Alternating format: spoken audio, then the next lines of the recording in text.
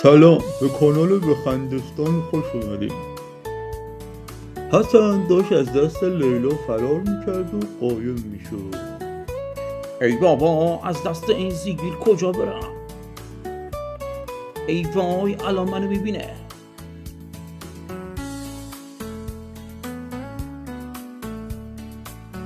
حسن دیدمت، بیا بیرون. چرا از من قایم میشی؟ برات گل گرفتم. بابا زیگیل خان، دست از سرم بردار. من نمیخوام ازدواج کنم. خیلی خوب، اومدیم این وقت. راستی علت این که ما زیاد تکون نمیخوریم به خاطر که سازندمون تازه کاره و هنوز خیلی بلد نیست. خیلی خوب خندیدیم، برگردیم به داستان تا سازنده نصفمون نکرده. لیلا گیر داده به حسن بخوشو بزن تا ازش شوهر در بیاره. حسن هم بچه نازیاباده و دنبه تله نمیده.